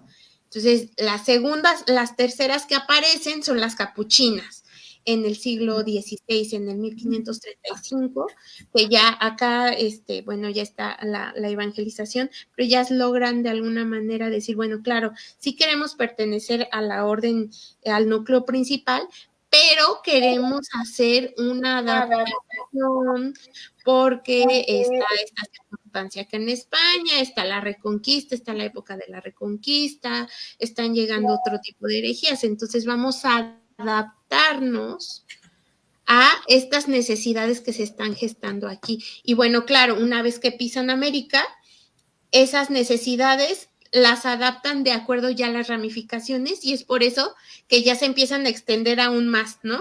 Parecerían ser unas venitas o unas raíces, ¿no? Hay un tronco principal, pero de ahí se derivan otras. Pero esto tiene que ver con adaptarse al medio en el que están, al contexto en el que están y a las necesidades que ellas creen que es importante que deben de abordarse, ¿no? Las capuchinas, por ejemplo, tienen un poco este precepto de no ser tan de clausura, no estar tan dentro en los conventos, sino ellas sí salen un poquitito más, ¿no? Que las propias clarisas, las propias hermanas pobres. Y bueno, claro, gracias a eso es lo que estábamos comentando hace unos momentos. No existirían todas estas comidas que tenemos aquí, que son ya tradicionales aquí en México, y que sin la experimentación de esta ramificación, pues no hubieran podido lograr. Pero claro, esto fue a partir de adaptarse a las necesidades y de lograr las reformas, pero todo es a partir de las reformas, ¿no? De decir, bueno, claro, está este tronco común, pero mira, estamos en tal territorio y la verdad es que nos tenemos que adaptar a estas condiciones, ¿no? Que yo no dudo que, por ejemplo, en África, por ejemplo, que mencionaba que sí hay visibilidad de la segunda orden, tengan otros preceptos muy distintos a los que se están viviendo aquí en América y a los que tienen en Europa, ¿no?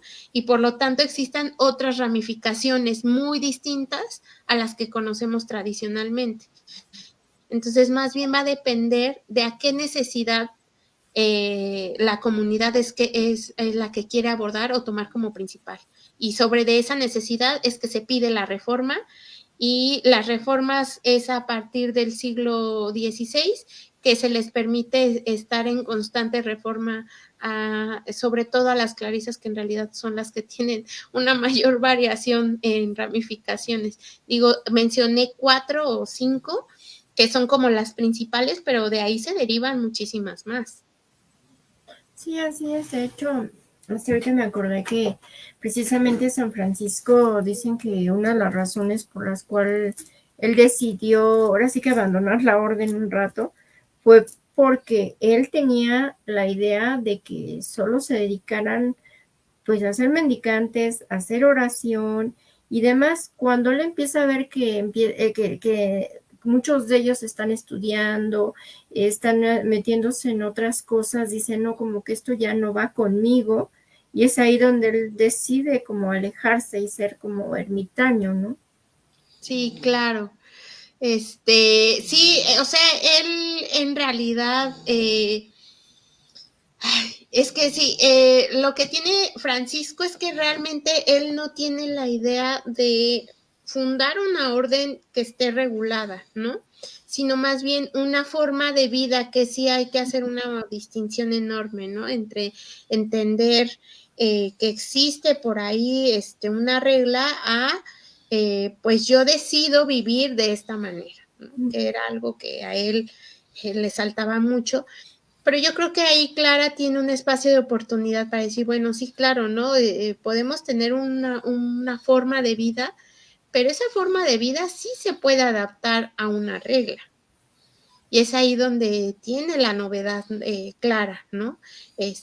Digo, Francisco tenía otra perspectiva de vida, ya mencioné igual que cuando ella era pues una adolescente, él ya tenía 27, 28 años, ya había ido a guerras, ya había experimentado otro tipo de cosas, y Clara no, Clara es una doncella noble que vivió otro tipo de experiencia muy distinta, ¿no? Su mamá en realidad le fomentaba mucho las actividades de caridad, y como actividad principal, como actividad manual, la actividad de Clara fue el tejido, ¿no? Entonces eso no lo dejó de hacer incluso dentro de la misma orden. Pero claro, esta perspectiva que tenía de la vida, pues sí dista mucho a como Francisco lo estaba viendo también. Entonces sí, si nos vamos a que Francisco en algún momento pues se disgustó mucho de las directrices que su propia forma de vida estaba teniendo, pues sí, sí es muy notable, pero ahí es donde Clara tiene su espacio de oportunidad también para decir, bueno, claro, mira, hay que aprovecharlo y no hay que dejarlo de lado, sino más bien sacarle un provecho a esto que se está haciendo y que puede resultar muchísimo más benéfico, y creo que no estaba equivocada, ¿no?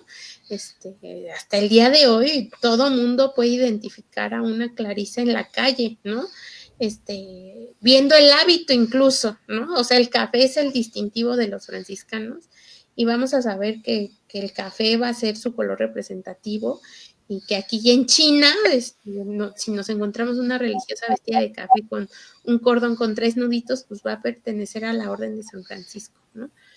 Entonces, Sí. eso yo creo que es algo interesante que tiene o dista mucho de esta idea que tenía Francisco inicialmente, que Clara realmente vino a decirle, bueno, no, mira, hay que aprovecharlo más bien y no hay que desecharlo.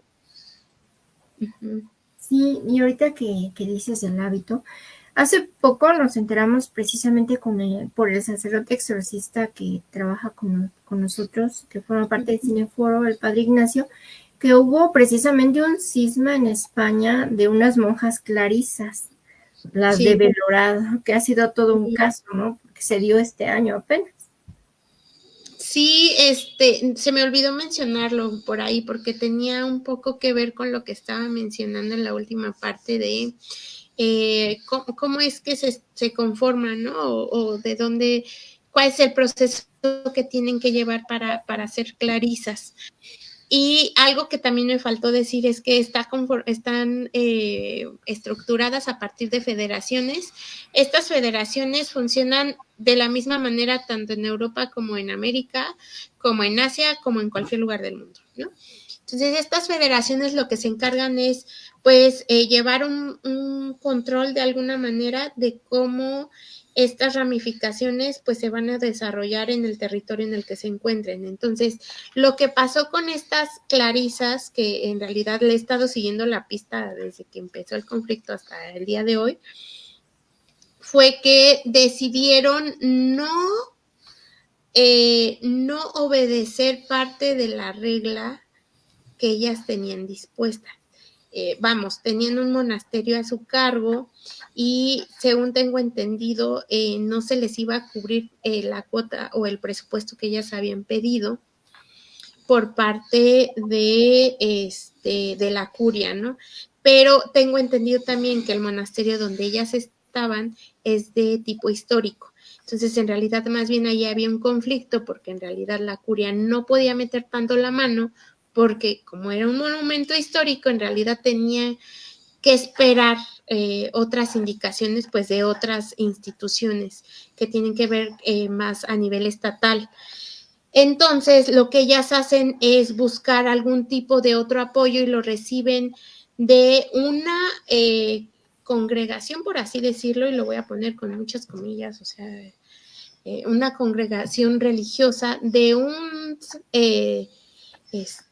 creo que ya recibió la revocación, este sacerdote era un obispo español que no decide seguir los designios o los preceptos papales, o sea, no, para él no es válido recibir la aprobación papal y por lo tanto puede seguir ejerciendo a su juicio de este sacerdote los ministerios sin necesidad de que el papa lo sustente. Esta comunidad o congregación religiosa ha crecido en los últimos 10 años.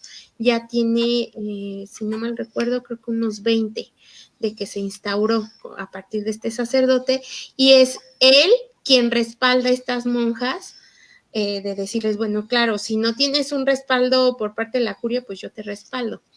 Entonces, en realidad, la que tiene el primer contacto con este sacerdote es la abadesa, y se lleva de por medio pues a toda su comunidad, aclarando que para las clarisas es muy importante mantenerse unidas, siempre, siempre. O sea, si estás en un monasterio y llegas y formas parte de su comunidad, pues de aquí a que te mueras vas a formar parte de esta comunidad. Y entonces, eso es lo que las ha metido en estos problemas a las clarisas de esta región española, porque en realidad han acatado lo que ha dicho la abadesa. No sabemos por ahí, digo, los medios a veces pueden parecer un poco disruptivos de no dar la información completa. En realidad no sabemos si alguna hermana de esa misma comunidad esté o no de acuerdo con esta decisión de la abadesa. Probablemente algunas sí estén en desacuerdo, ¿no?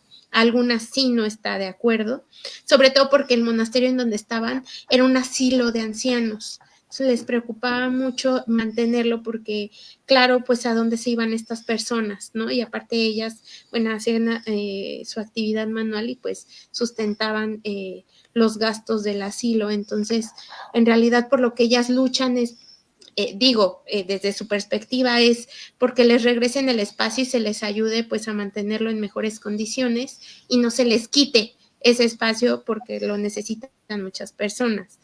pero vamos, ya se metían en un problema muchísimo más grande porque pues ya están de alguna manera rechazando un precepto papal o una indicación de los altos mandos, y pues ahí sí ya ni cómo, porque si ellas no desisten, pues la única manera de reprenderlas pues es excomulgarlas, que hace no mucho lo recibieron, pero las ponen aprietos, ¿no? Porque en realidad siguieron de mueganitos, ninguna desistió, apoyó a la abadesa, pero vamos, son algunas de las complicaciones que puede tener esta idea de comunidad. Digo, repito, no sabemos si todas están de acuerdo o no con la decisión de la abadesa, probablemente algunas sí estén en desacuerdo, pero se tienen que mantener unidas, ¿no?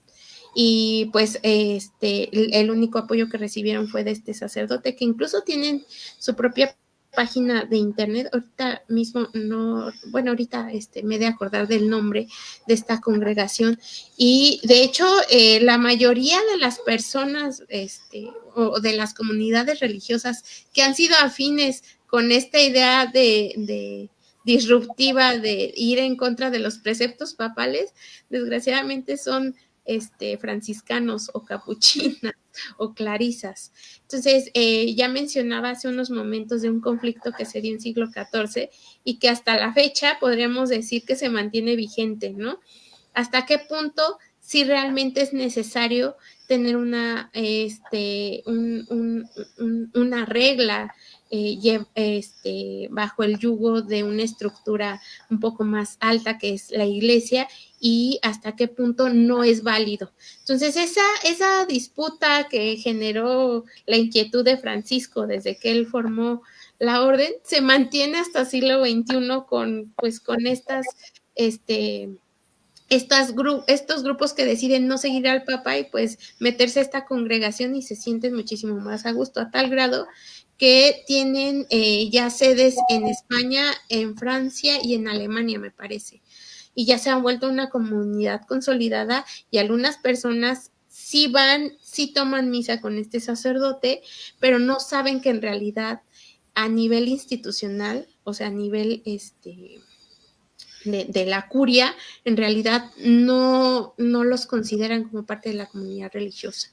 Contrario, ¿no? Ya tienen excomunión, ya tienen un rechazo, pero vamos, también si no conocemos cómo funciona a nivel interno, bueno, no es como que tengamos que ser especialistas, pero si no tenemos a lo mejor los elementos necesarios, pues realmente no podemos ser críticos, como por ejemplo lo de estas clarisas que están viviendo en España y que realmente no sabemos en qué va a acabar todo esto. Lo más seguro es que yo creo que si las expulsen por completo de la comunidad de clarisas, porque incluso hace no mucho ya los frailes menores ya mandaron un comunicado a nivel mundial donde las desconocen por completo. Entonces, ya que reciban un desconocimiento por parte de la orden en general, es porque realmente ya no se les va a considerar como hermanas clarisas.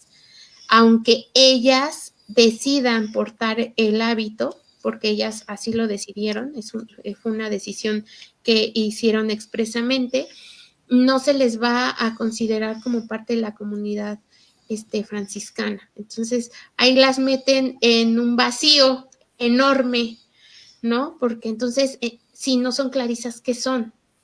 ¿Se les puede seguir llamando hermanas? No se les puede seguir llamando hermanas.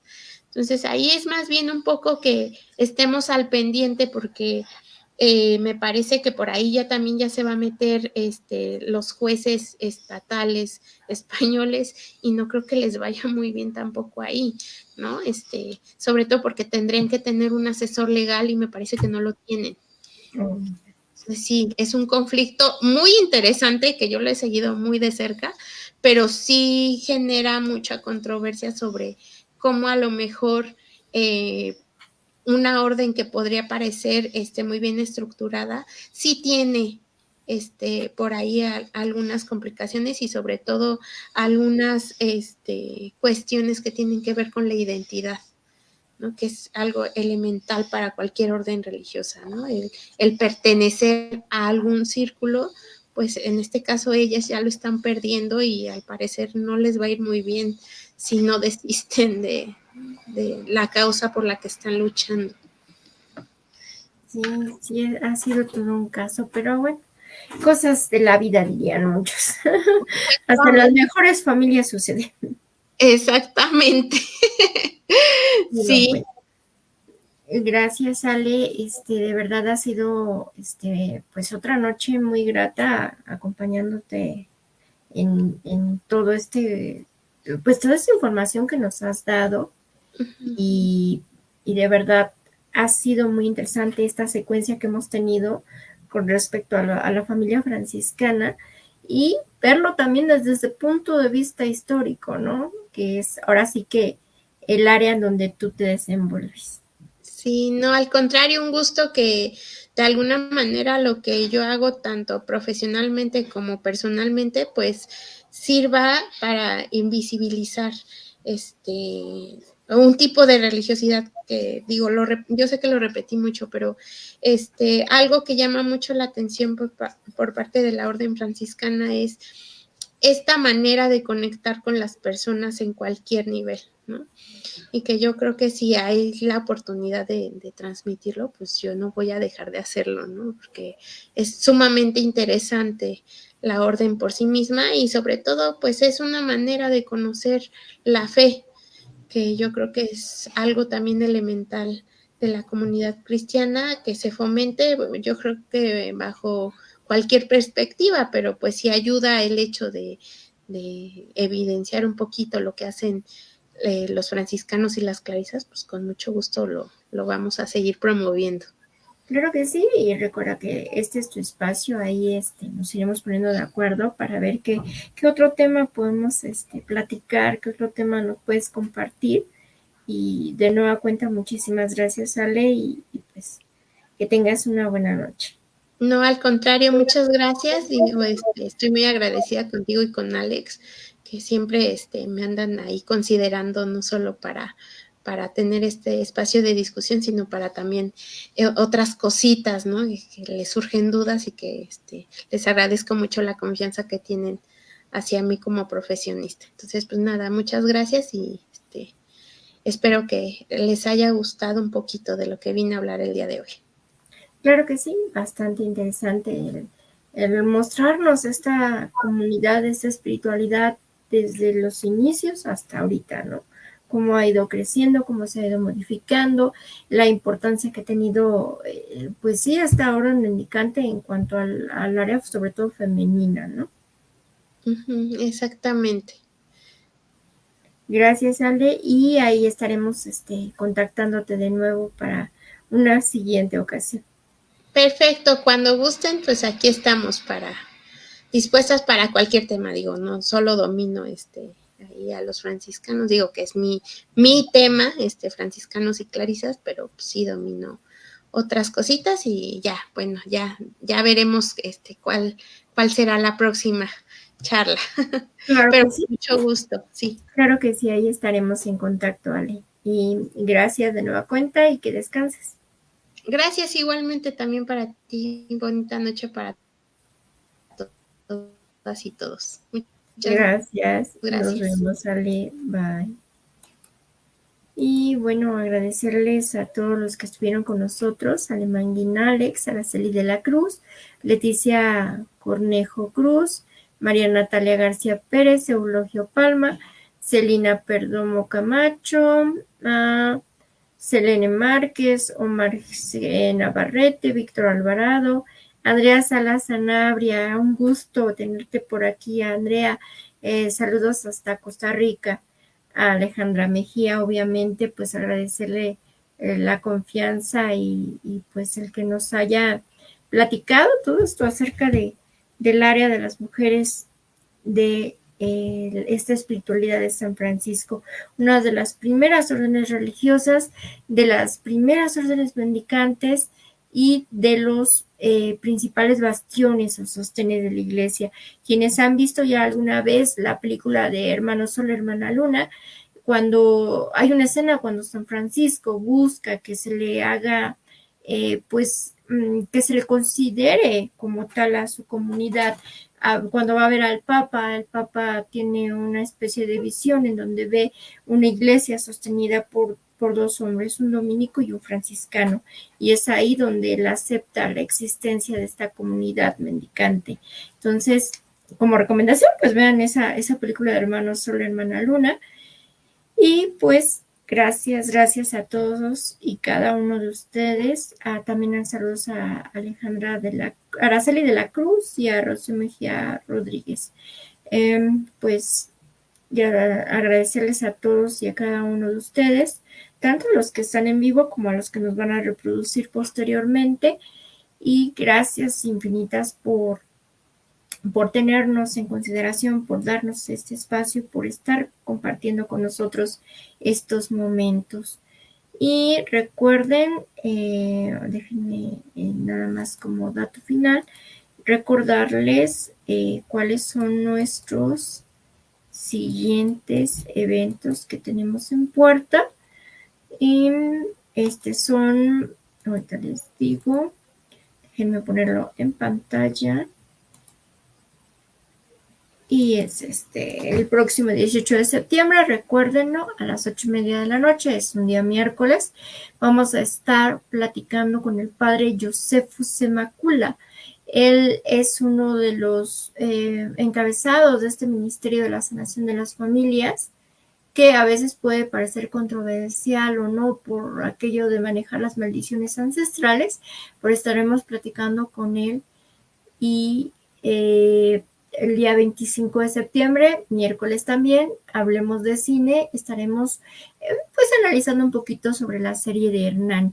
En este inter del 15 al 17 nos vamos a ir hacia hasta el estado de Puebla, en específico a Zacatlán de las Manzanas, Puebla. Vamos a ir a la celebración por la beatificación del padre Moisés Lira Serafín, este misionero del Espíritu Santo, el primer misionero del Espíritu Santo, y que va a ser beatificado el próximo 14 de septiembre a mediodía en la Basílica de Guadalupe. Nosotros vamos a ir para la celebración que se va a hacer allá en la comunidad donde él nació. Esto es el 16 de septiembre, va a ser el 16 de septiembre a las 6 de la tarde esta celebración eucarística con motivo del padre Moisés Lira Serafín y de su beatificación, y estaremos transmitiendo algunos detalles desde allá y esperamos platicar con nuestras hermanas misioneras de la Caridad de María Inmaculada, que andarán pues por estos rumbos, y vendrá mucha gente desde Guatemala y desde otros países donde ellas tienen presencia. Entonces, ahí estén pendientes de nosotros. Y ahora sí, nos vamos con la oración final, que es ya tradicional también para Cineforo Católico. Contigo voy, Virgen pura, y en tu poder voy confiado, pues yendo de ti amparado, mi alma volverá segura. Dulce Madre, no te alejes, tu vista de mí no apartes, ven conmigo a todas partes y nunca solo me dejes. Y ya que me proteges tanto como verdadera Madre, haz que me bendiga el Padre, el Hijo, el Espíritu Santo. Amén. Y recuerden que soy Aurora de Cineforo Católico. Y también el día de mañana, a mediodía más tardar, tendremos ya este programa en nuestra plataforma de YouTube y nos encuentran igualmente como Cineforo Católico. Y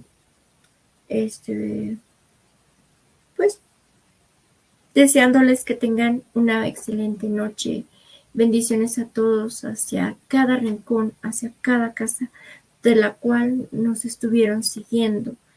Y los dejo con el canto a Santa Clara de Asís. Esto es en YouTube, búsquenlo, dado que no podemos ponérselo completo por aquello de los derechos de autor. Entonces, sin más por el momento, me despido de ustedes deseándoles una excelente noche y que se la pasen muy bonito y que Dios los bendiga, tanto a ustedes como a sus seres queridos, y los proteja de todo peligro, mala enfermedad, contagio. Y Buenas noches.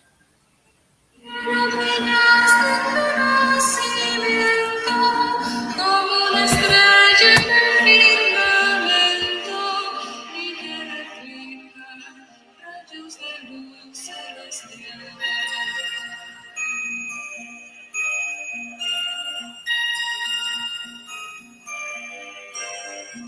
Existe a la sombra de Dios, tu vida entregaste a su amor y en